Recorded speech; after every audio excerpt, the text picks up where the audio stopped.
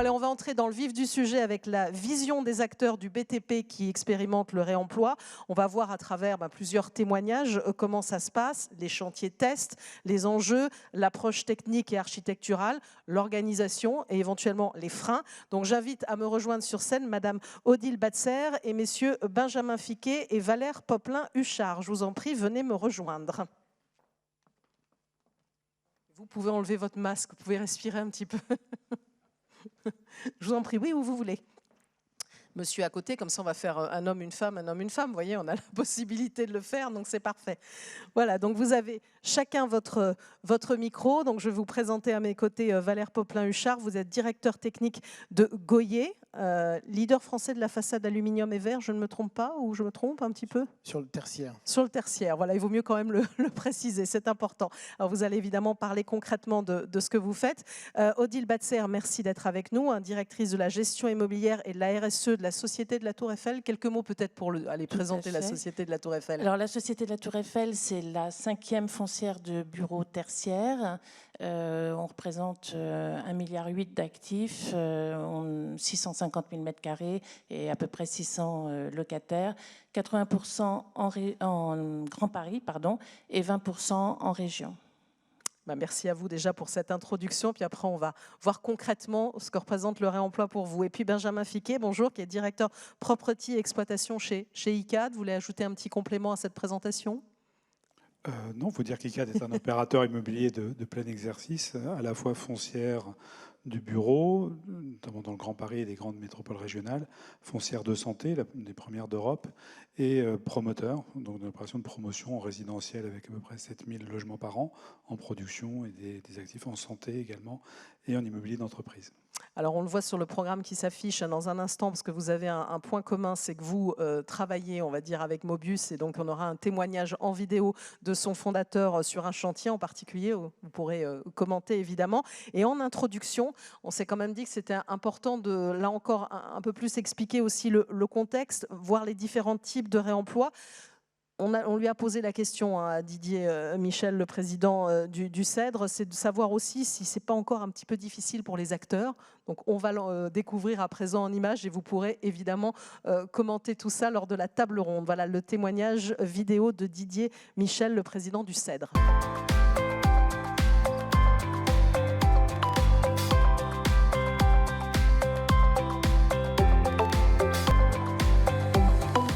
On trouve déjà les déchets inertes, c'est-à-dire c'est des déchets qui ne sont pas toxiques, qui ne sont pas évolutifs. Par exemple, les terres de construction, les maçonneries. Après, vous avez les déchets qu'on appelait antérieurement les DIB, déchets industriels banals. C'est assimilable aux ordures ménagères. Donc ces déchets, c'est principalement des matières plastiques, des isolants, des choses comme ça. Vous avez une petite fraction qui sont les déchets dangereux. Les déchets dangereux, c'est des dérivés de certains produits pétroliers, des produits chimiques et également l'amiante. La part de réemploi, elle est infime aujourd'hui. Il y a 50 ans, les matériaux valaient beaucoup plus cher qu'aujourd'hui. Donc, dans les époques anciennes, on avait tendance à plus réemployer qu'aujourd'hui. Aujourd'hui, par contre, ce qu'on cherche dans le réemploi, c'est de l'économie circulaire, de l'économie de matière, de l'économie de carbone, de l'économie d'énergie, des choses comme ça. Le réemploi, c'est pas si simple parce que financièrement, c'est pas forcément rentable. Il faut donc qu'il y ait une vraie volonté des utilisateurs de rentrer dans d'autres paramètres qui sont l'économie du carbone, l'économie de la préservation des ressources naturelles, des choses comme ça. Aujourd'hui, beaucoup de matériaux anciens sont plus aux normes d'aujourd'hui puisque les normes elles ont évolué. En particulier les normes d'isolation thermique, d'isolation à l'air, puis bon, les normes électriques, les normes de plomberie, de chauffage. Il y a eu des grosses évolutions. Donc les matériaux ne sont pas forcément aux normes d'aujourd'hui, donc faciles à réemployer. La loi GEC, au départ, nous étions opposés à cette loi parce qu'en quelques dizaines d'années, nous avons fait énormément de progrès sur le recyclage et il nous semblait possible d'arriver aux objectifs. Le législateur en a décidé autrement, donc on va s'inscrire dans cette loi AGEC, enfin, en particulier on parle de la REP, la responsabilité élargie du producteur, où chaque fabricant de matériaux va mettre une éco-contribution qui va servir à financer le recyclage et le réemploi. Après, bon, ça peut amener des financements pour rechercher d'autres pistes, en particulier pour recycler des matériaux qui aujourd'hui ne le sont pas, et mettre des enveloppes qui vont permettre d'aider le réemploi proprement dit. On va voir en deux temps, parler peut-être de ce qui est un petit peu difficile et ce sur quoi on pourrait avancer. On le fera dans un deuxième temps. Peut-être que c'est bien aussi que vous expliquiez les uns et les autres concrètement comment vous vous engagez. Benjamin Fiquet, peut-être commencer avec vous. Vous, ça fait quand même déjà 4 bonnes années, hein, peut-être même ans, depuis oui. longtemps, oui, que vous êtes là-dedans.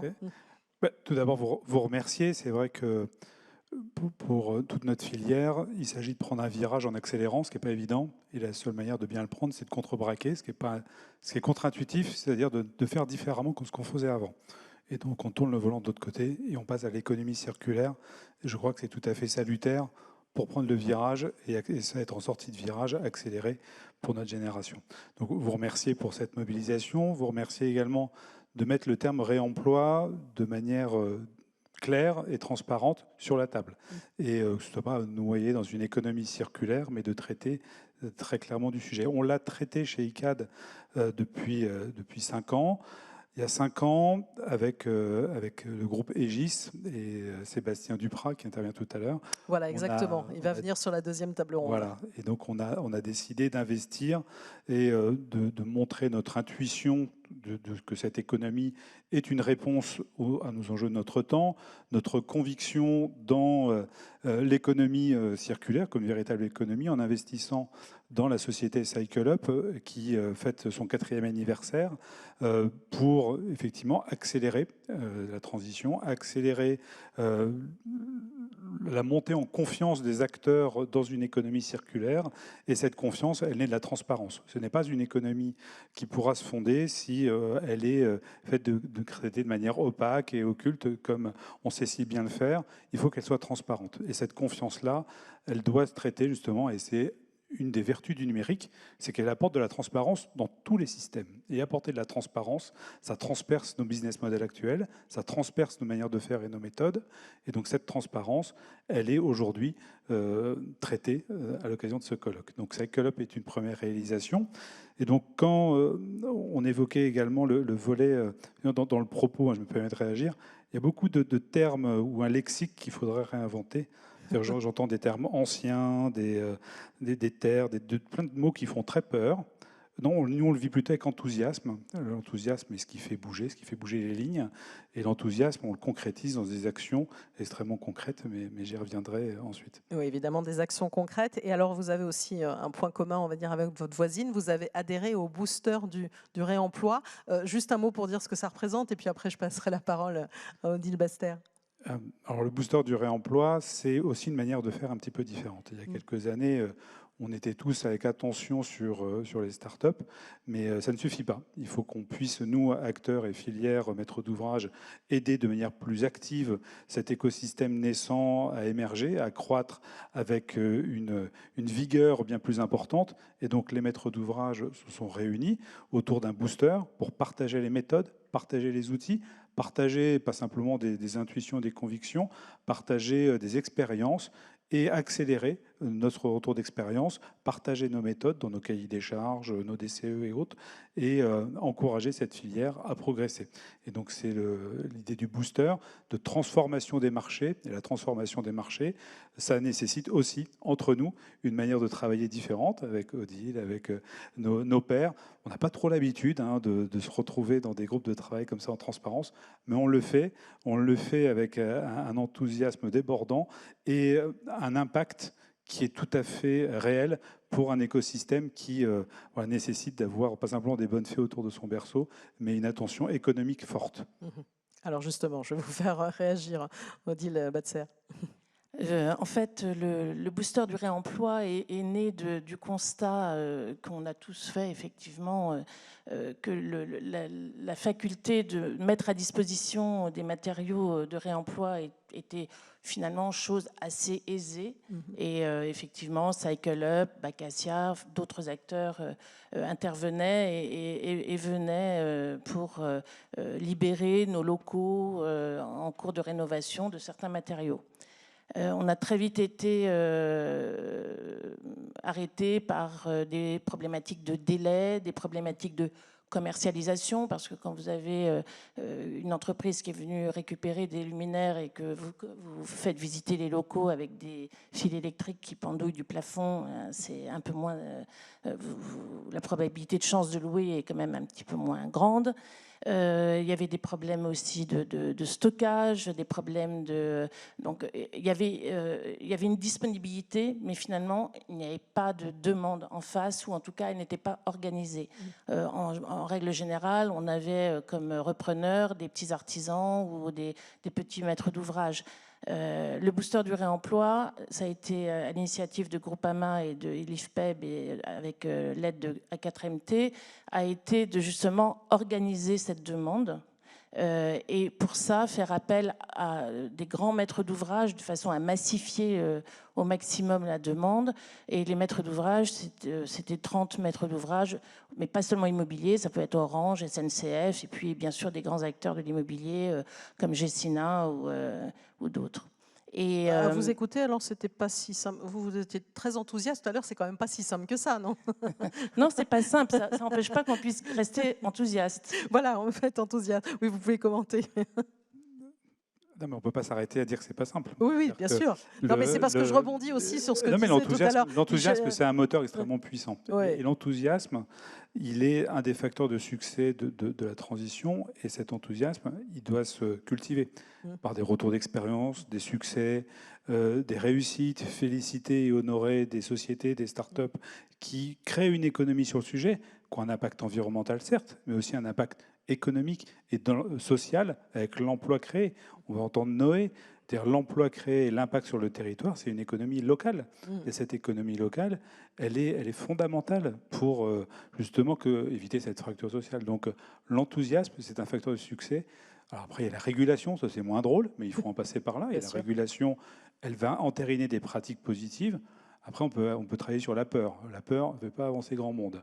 Donc autant, et nous, on est forcenés, donc tous les matins, on se donne des preuves de succès, des promesses de succès qui cultivent cet enthousiasme. Et on le fait collectivement au sein du booster, qui a félicité, je crois, des membres il y a une semaine, 15 jours, sur des succès. Et c'est tout à fait réjouissant que de voir la réalité d'opérations de réemploi en réel, et pas simplement chez nous, chez nos pairs, et on le partage collectivement. Voilà, je ne pouvais pas empêcher de vous faire réagir, mais évidemment, je vous laisse continuer. Oui, non, mais Benjamin a tout à fait raison. Il y a des succès. Les succès du booster, c'est 120 acteurs. C'est le lancement de la plateforme, justement, qui permet d'organiser la demande, qui s'appelle Looping, et qui a été lancée en juillet dernier. Et il y a 380 adhérents, 280 demandes d'enregistrer sur cette plateforme. Aujourd'hui, on sait qu'on a économisé 76 000 tonnes de CO2 en 2021, qu'on a économisé 4 millions de mètres cubes d'eau. Il y a des chiffres qui sont probants et qui prouvent l'intérêt de cette organisation. On a aussi fait ressortir les difficultés, puisqu'il y en a, il faut...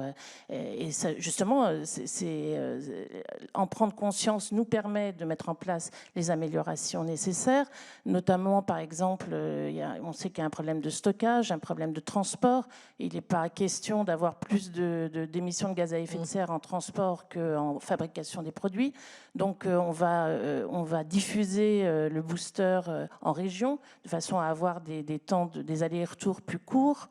On va aussi, toujours dans l'esprit de massifier, faire appel davantage aux collectivités publiques, faire appel davantage aux industriels, On en parlait dans le premier film, je crois. Il y a effectivement des acteurs. Nous, on a travaillé par exemple avec Armstrong, les faux plafonds.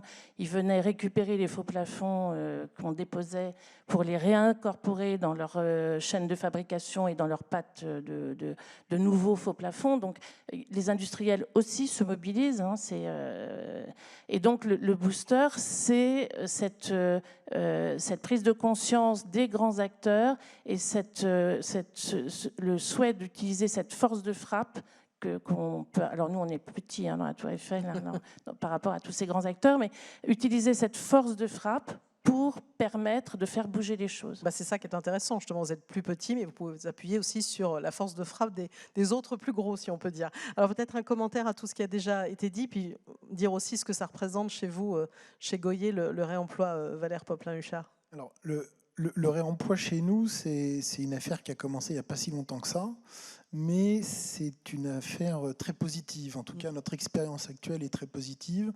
On a une opération en cours dans le 13e qui nous permet d'avoir un retour d'expérience. On a identifié les freins qui sont très majoritairement de l'organisationnel. Il y a un peu de freins techniques quand même, bien sûr. Le gisement d'aujourd'hui, c'est certaines pièces qui ont un peu moins de valeur que d'autres, qui sont difficiles à déposer, mais on a des matériaux. Alors nous, c'est la façade. Hein, oui, bien sûr. Donc c'est majoritairement de l'aluminium, du verre, donc des produits qui ont une filière pour l'aluminium déjà constituée en économie circulaire. Pour le verre, il faut la créer, en tout cas la renforcer fortement. Et puis il y a tous les autres petits produits qui, eux, sont bien plus difficiles à utiliser. Mais en s'organisant, nous avons aujourd'hui... Et puis on a aussi la loi qui arrive aussi, qui va organiser aussi cette collecte-là, on peut le souhaiter. Forcer l'organisation, c'est certain. Sur cette opération, en tout cas, on a un vrai retour positif. Il y avait un gisement d'une centaine de tonnes de verre. Et là-dessus, on sait qu'on va réussir à faire un réemploi d'environ 15% de tout ça, en s'organisant, alors que la filière n'est pas constituée. Donc voilà, il y aura certainement un plafond. Le réemploi à 100% nous semble compliqué, évidemment. Mais partir 15%, de 0... ça a l'air d'être déjà un bon chiffre, j'allais dire. Je vois Benjamin Figuier aussi. En tout cas, pour nous, je parle du lot façade. Hein. Ouais, bien sûr. En tout cas, pour nous, oui, c'est une première note très positive. En s'organisant, on sait faire du réemploi sur 15% de notre lot de façade. Donc ça, c'est important.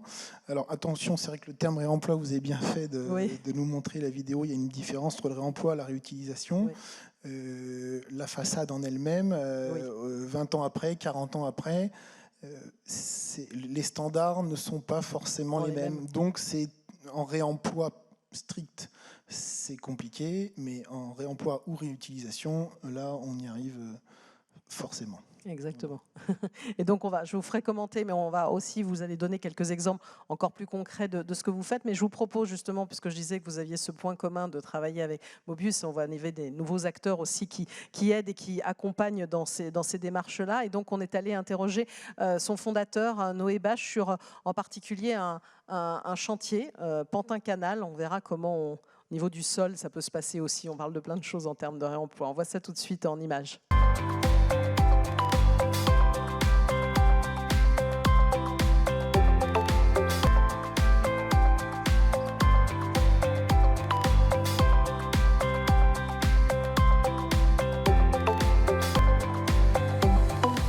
Sur cette opération, il y avait un bâtiment existant. Donc, on a diagnostiqué qu'est-ce qui était potentiellement récupérable. Donc, ça pouvait être autant des mains courantes que du parquet, que des portes, que des lavabos, que des sanitaires, mais également en fait 2000 m² de faux planchers en fait du bâtiment existant qu'on a reconditionné juste à côté dans nos ateliers en fait de Rosny-sous-Bois.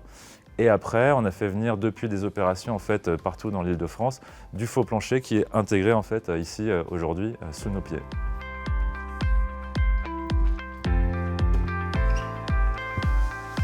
Là, ce qu'on voit, c'est que ça a été brossé, poncé, donc on arrive en fait à un état de surface qui est relativement similaire à celui du neuf.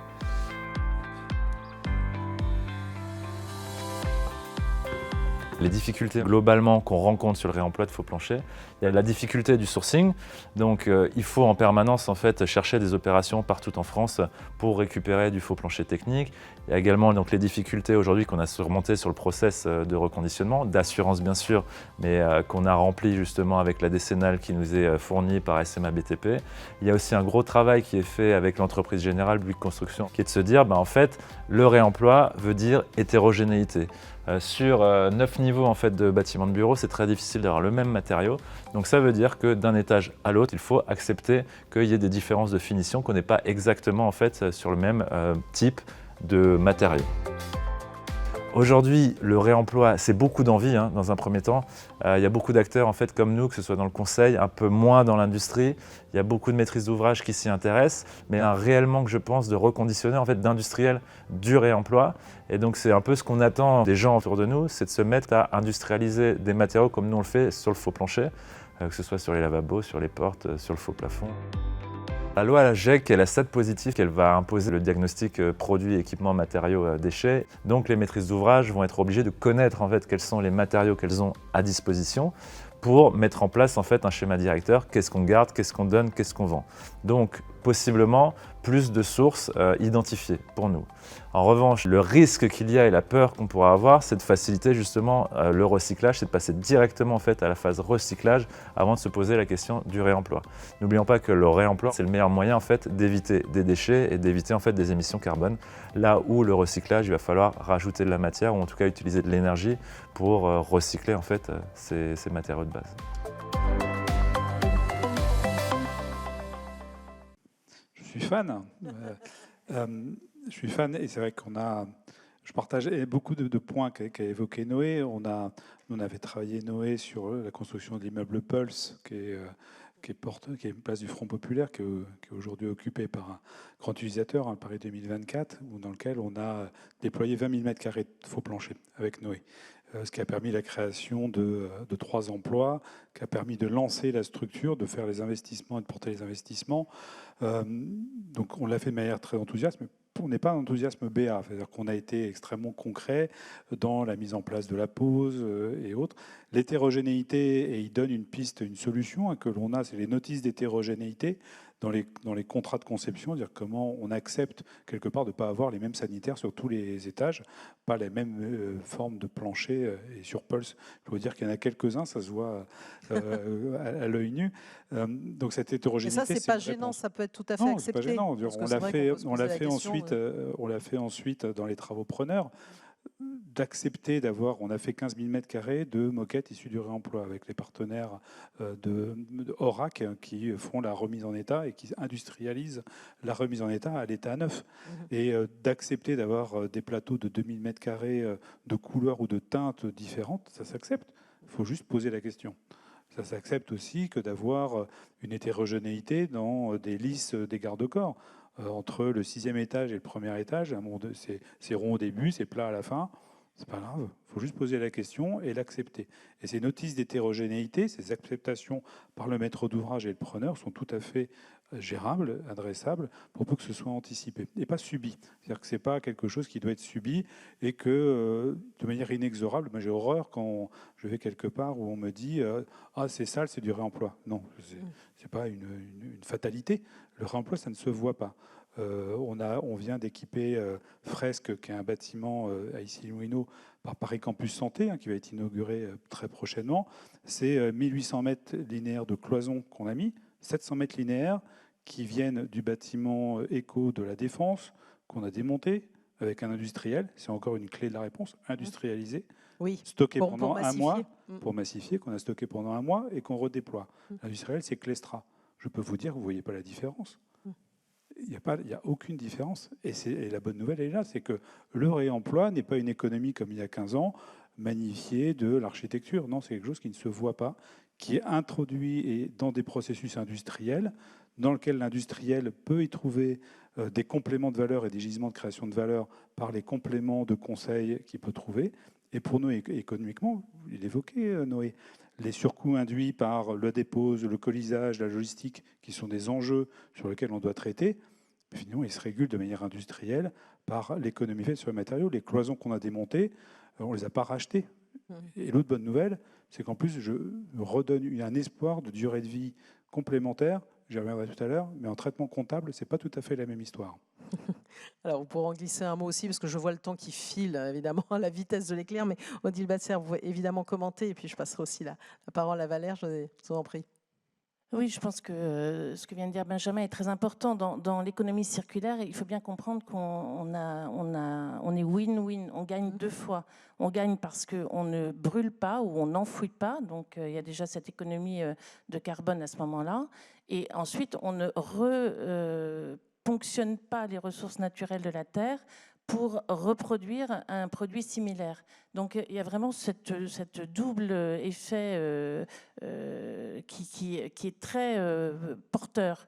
Et c'est pour ça que notre industrie étant très émettrice de gaz à effet de serre, c'est vraiment une des solutions les plus rentables, si je puis dire, pour économiser des émissions de gaz à effet de serre. Et vous êtes là engagé sur 5 chantiers, c'est ça?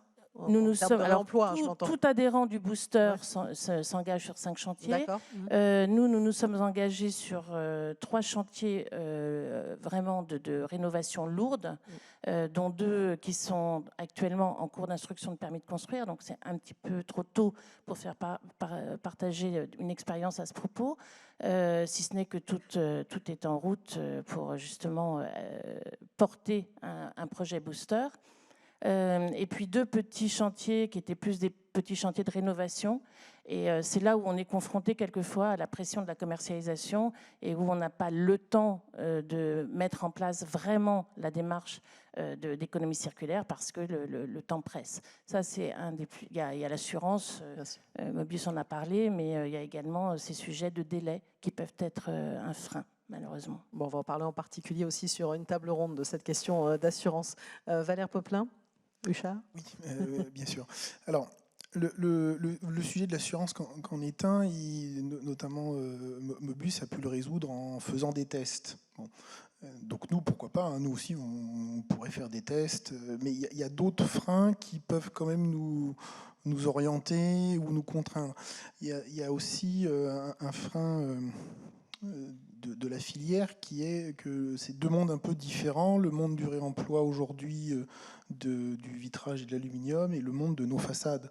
Nous arrivons sur une opération, il peut y avoir plusieurs milliers de mètres carrés de façade et aujourd'hui, comment on peut réemployer 1000 mètres carrés d'une même façade?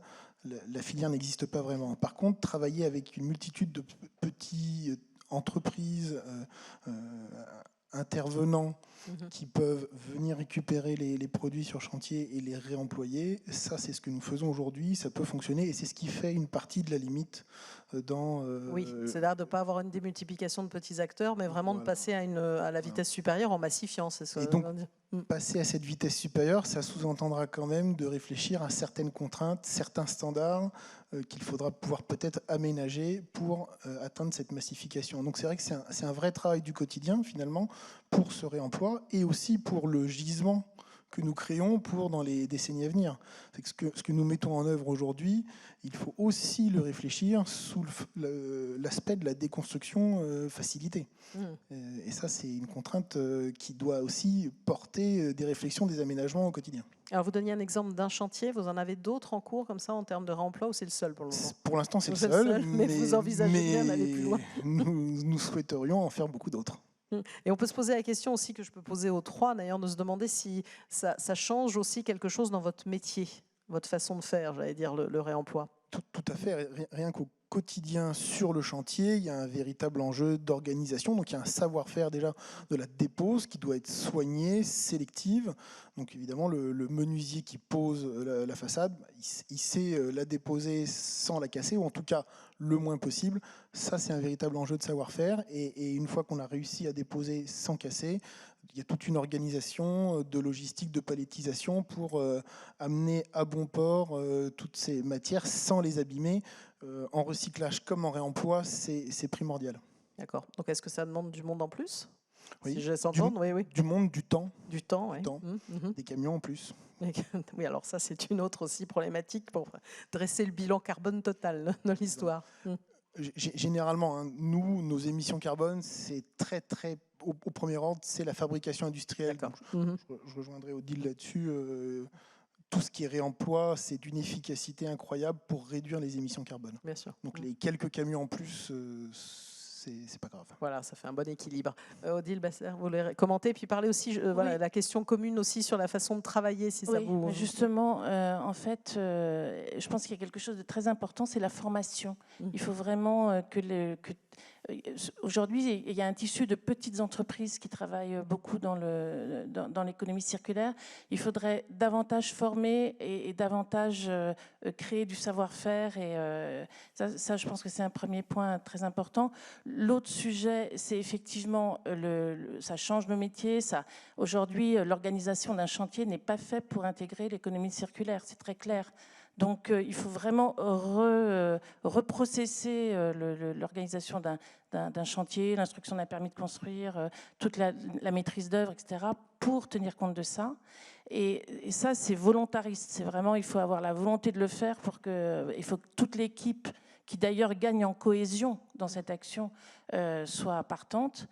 Et le petit plus qu'on a, c'est que quelquefois, il y a une espèce de contagion non volontaire, et on s'aperçoit qu'à d'autres niveaux, comme par exemple au niveau de l'exploitation du bâtiment, eh bien, ce sont des petits réflexes qui se mettent en place. Plutôt que d'aller acheter un tableau électrique, notre fournisseur va nous demander s'il ne peut pas le trouver sur notre plateforme, ou on récupère du mobilier d'un restaurant d'un immeuble sur un autre restaurant, ou on s'occupe de showroom également en réutilisant des cloisons. Enfin, voilà, il y a aussi à l'intérieur de sa propre structure, sur différents sites, il y a une espèce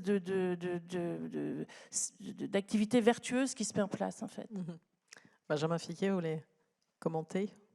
Oui. Donc, effectivement, il y a les surcoûts induits, la dépose, l'usage, je l'évoquais, la logistique, qui sont des montées en compétences nécessaires si ensuite on veut développer les cadres techniques pour qualifier la performance, qui sont essentiels si on veut y redonner une confiance à un cadre. Noé vient tout juste de redéposer sa FDES à 0, et il a retémoigné aussi d'une méthode de vérification qui lui permet de rapporter des garanties d'usage. Et je crois que le monde automobile l'a réussi. Heureusement qu'il y a des voitures d'occasion actuellement, parce qu'avec la pénurie des composants, heureusement que la filière de l'automobile s'est organisée pour organiser son réemploi et ses reconditionnements et ses méthodes de requalification. Sinon, on serait bien en difficulté. Je pense que c'est adressable pour du faux plancher ou des cloisons aussi. Je crois qu'on a aussi, dans cette économie, les banques de matériaux qu'on évoque en disant l'espoir de voir des bâtiments comme des banques de matériaux. C'est une réalité. On a nous-mêmes des outils de gestion de nos ressources. Quand on évoque des flux de matériaux interimmeubles au sein de notre patrimoine, c'est aussi se dire finalement, j'ai une possibilité de redonner une durée de vie différenciée, ou la promesse d'une durée de vie différenciée. Et comptablement, ce n'est pas tout à fait la même histoire dans les amortissements comptables. Alors allez-y, expliquez-nous votre amortissement comptable, vous l'avez déjà évoqué.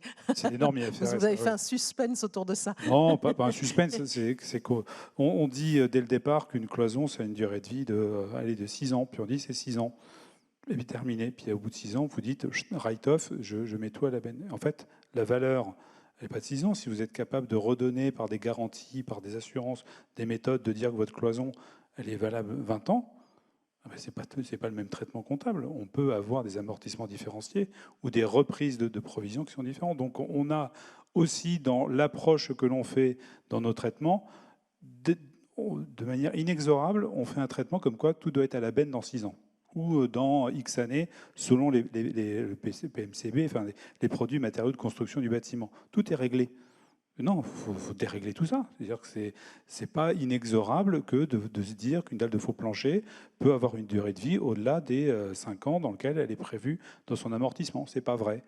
Une dalle de faux plancher, et Noël démontre extrêmement bien, peut regagner ses performances hautes, comme vous le témoignez également, dans les matériaux. Et en plus, les matériaux, on ne les achète pas sur Wish, hein, c'est des matériaux par des industriels français qui sont du premier rang, de la meilleure qualité qui soit, que ce soit Goyer, que ce soit Saint-Gobain, que ce soit des industriels qui font des produits de première qualité, qui justement ont cette promesse d'une qualité de vie allongée, différenciée et haute.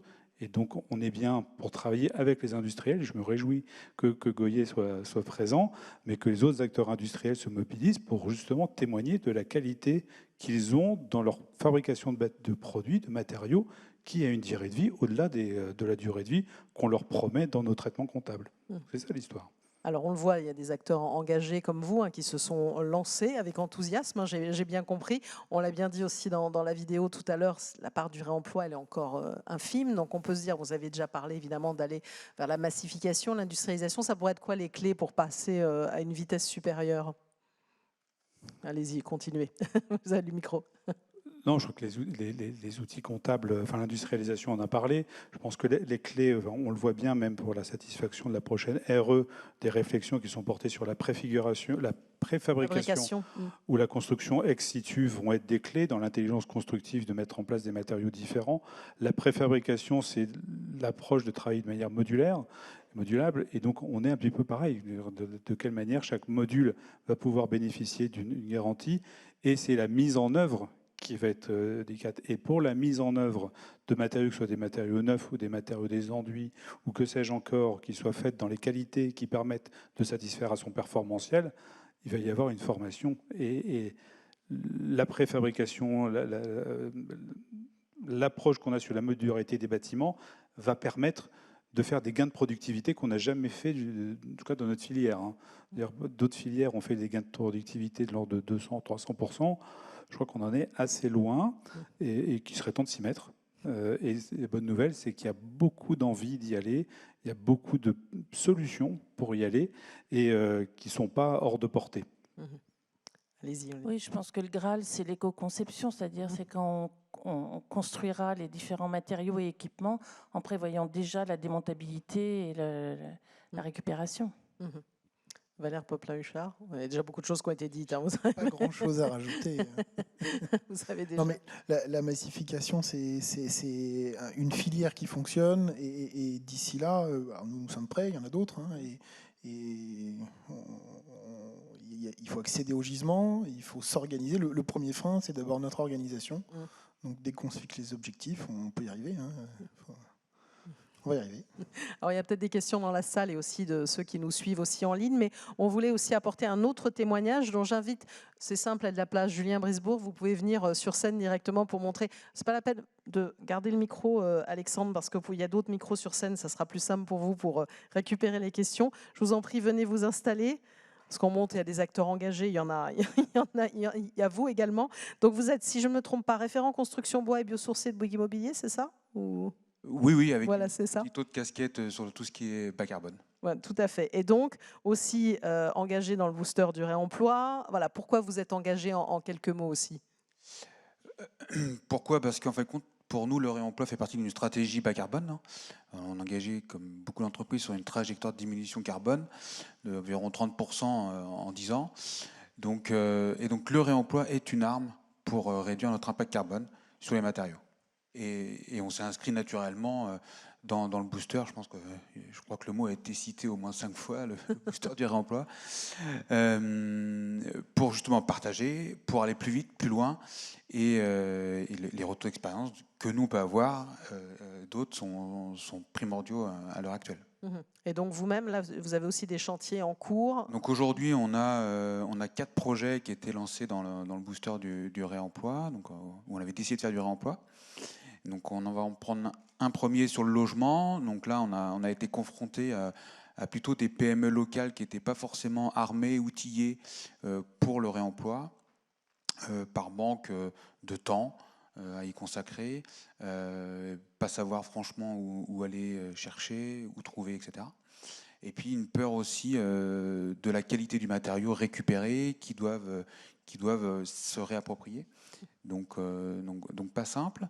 Et après, sur des opérations de tertiaire, on a 3 opérations de tertiaire, où là, les entreprises sont un peu plus importantes. L'organisation, à la fois interne chez nous et auprès de notre maîtrise d'œuvre, est aussi plus importante. Donc les choses sont beaucoup plus cadrées. Et on voit que la mayonnaise prend beaucoup plus facilement. Et les discussions qu'on a sont win-win. C'est-à-dire que nous, on apporte aussi notre conviction à nous, de maître d'ouvrage, mais aussi les entreprises nous disent, bah voilà, j'ai testé ça, ça fonctionne, ça, malheureusement, ça fonctionne mal. On peut peut-être faire autre chose. Et alors, pour passer à la vitesse supérieure, peut-être la même question qu'à...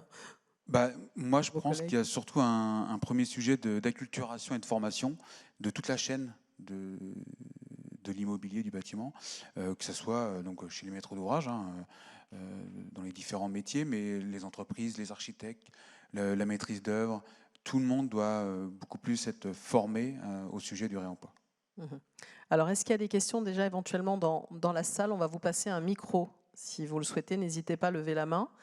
Est-ce que Alexandre Kulinitz a eu des questions en ligne? Donc à faire, vous pouvez les donner aussi, Pas le mieux. temps que la main se lève. Pas mieux, je suis désolé, j'ai pas de questions pour ce premier tour. Vous voyez, vous avez été tous très clairs. Alors, est-ce qu'il y a des questions dans la salle? N'hésitez pas, c'est maintenant. Hein. Je ne vois pas très bien parce que la lumière est très très forte. Je crois que voir une main se lever, c'est compliqué. On a un éclairage très très fort. Allez-y, je vous invite à vous présenter, à poser votre question. Il y a une main levée. Voilà. Bonjour, Lambert de Villiers de l'association Réavis. J'avais une question pour plutôt la partie des foncières. Vous parlez d'une temporalité plus longue pour déconstruire un bâtiment.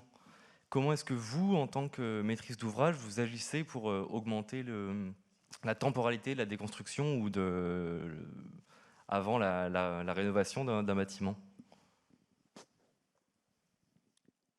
En fait, ce n'est pas nous qui agissons, c'est qu'il faut le temps et que la loi AGEC va nous imposer maintenant du diagnostic ressources, de savoir qu'est-ce qu'on peut garder in situ, qu'est-ce qui va être réutilisable ex situ, quel est l'état de conservation, quel est l'état des risques. Il y a des risques sanitaires aussi. Sur certains éléments, il peut y avoir du plomb, de l'amiante. Donc, c'est pas nous qui augmentons le temps, c'est le temps de traiter les sujets qui sont liés à la récupération des matériaux, des équipements.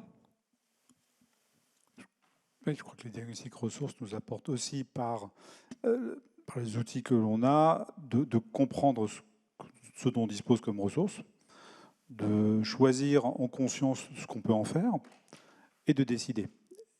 Et comprendre, choisir, décider, il faut qu'on le fasse en anticipation. C'est pas au moment où on doit appuyer sur le bouton qu'on doit faire les choses. Et donc là, ça s'anticipe dans des rôles de responsabilité en interne pour pouvoir justement anticiper au plus tôt. Donc c'est une course contre le temps, mais il ne faut pas qu'au moment donné où on doit commercialiser un actif, on doit refaire des travaux, on doit décider. La décision, elle se prend avant et en anticipation. Et c'est parce qu'on comprend ce dont on dispose qu'on peut choisir. Vous voulez commenter aussi, allez-y. Oui, un petit complément pour nous. Cette course contre le temps, il y a en effet deux enjeux. L'anticipation, c'est-à-dire que le diagnostic ressources est primordial. Et quand on le fait, il faut arriver à le faire avec l'œil du technicien pour bien voir si l'ouvrage il va être facilement démontable, pas facilement démontable, comment il va être pouvoir réemployable, réutilisable. Ça, c'est très important et en effet, il faut le faire le plus tôt possible dans l'opération. Et cette dépose sélective, soignée, elle prend peut-être un peu plus de temps et pour compenser ce temps, ce qui est neuf, peut-être préfabriqué un peu plus pour gagner du temps sur la pose. Voilà. On va prendre une autre question, je vous en prie. Alors, ce n'est pas une question, je voulais revenir sur un élément de vocabulaire, puisqu'on a dit qu'on était aussi pour donner les bons mots. Ce n'est pas un diagnostic ressources, mais ça va être un diagnostic produit, équipement, matériaux et déchets. Et c'est très très important parce qu'il y a eu justement des diagnostics qui se sont appelés ressources et qui étaient des diagnostics de réemploi. Et le diagnostic qui va être demandé est vraiment beaucoup plus large, beaucoup plus complet. Je suis Marie-Dominique Bogo de la société Bâtiri, mais on fait des diagnostics PEMD depuis 4 ans et je vous assure que c'est pas du tout la même chose. Voilà. Merci de l'avoir précisé. On va vous voir en image d'ailleurs tout à l'heure dans une vidéo. Mais c'est important, on va en parler dans la deuxième partie sur l'aspect technique. Mais c'est vrai que c'est resté dans le vocabulaire, ce diagnostic ressources, on évolue. Tout à fait, mais maintenant c'est la loi et il faut qu'on utilise vraiment ce terme de PEMD parce que c'est important pour les diagnostiqueurs, pour que ça soit bien compris, pour les maîtres d'ouvrage, pour tous les nouveaux maîtres d'ouvrage qui doivent s'y mettre. Je voudrais vous apporter aussi un complément. Tout à l'heure, vous avez parlé, suffisamment d'enthousiasme. Et je voulais vous donner mon témoignage parce que moi, j'ai mis en route la filière de l'automobile. Quand on a démarré dans le monde de l'automobile, eh bien, on nous disait « Ah non, c'est pas possible de faire de la pièce d'occasion, donc il faut se remettre en 2003, 2005. » Et aujourd'hui, il va y avoir une usine de pièces d'occasion réalisée par Renault. On a mis en route la pièce d'occasion, à peu près, on a monté une JV entre Suez et Renault en 2008. Et vous voyez qu'aujourd'hui, on fait de la pièce d'occasion, que ce soit de la pièce mécanique, de la tôle. En 2003, on disait oh non, ce ne sera pas possible d'assurer des automobiles avec de la pièce d'occasion. Et aujourd'hui, vous voyez la publicité quasi tous les soirs par la Maïf sur la pièce d'occasion. Donc voilà, je voulais vous dire que vous pouvez continuer à être enthousiastes tous et que dans 5 ans, on refera cette table ronde et que ce sera une réussite. Merci à vous pour votre enthousiasme. On va prendre une dernière question. Je crois qu'il y en a une ici.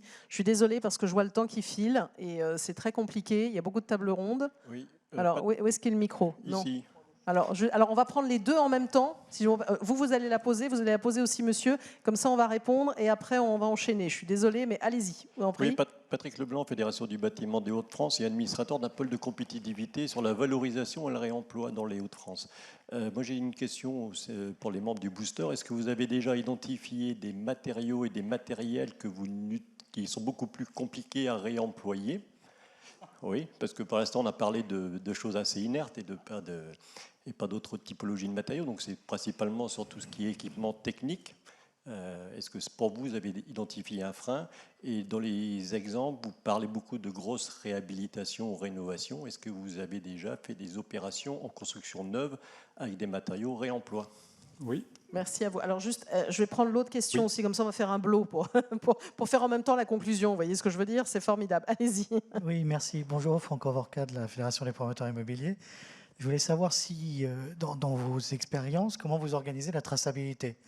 À la fois, quand vous construisez du neuf, vous devez organiser la traçabilité des composants pour en estimer la démontabilité et l'identification. Et donc, comment vous faites dans le neuf et comment vous faites dans l'existant pour retrouver cette traçabilité? Si on avait eu cette traçabilité dans l'amiante, on serait moins embêté que nous le sommes aujourd'hui. Donc, j'aimerais savoir comment vous avez intégré cette expérience difficile pour mieux la gérer dans le futur. Merci à vous, c'était des questions importantes. Allez-y. Oui. Sur le volet faux plancher, je l'évoquais, et pas de manière anecdotique, on évoque 20 000 m² de faux plancher. On a refait l'ensemble du parement, enfin on a repris en terrazzo l'ensemble du parement de façade de l'immeuble Fresque. C'est Technicolor, vous le connaissez bien pour les Parisiens, qui est en bord du périphérique, donc qu'on a démonté, rebroyé, remis en terrazzo. Donc on est dans le dur et pas simplement sur des éléments, principalement sur les éléments démontables.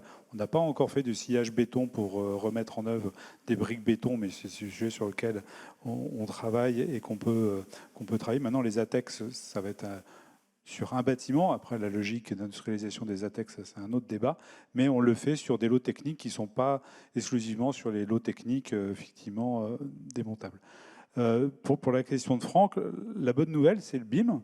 Je crois qu'on a sur l'immeuble Pulse, comme sur l'immeuble Origine ou autre, la maquette BIM qui nous permet justement d'avoir des composants et de restituer leur histoire. Et donc la fiche d'identité des matériaux issus du réemploi est conservée et archivée dans la maquette BIM.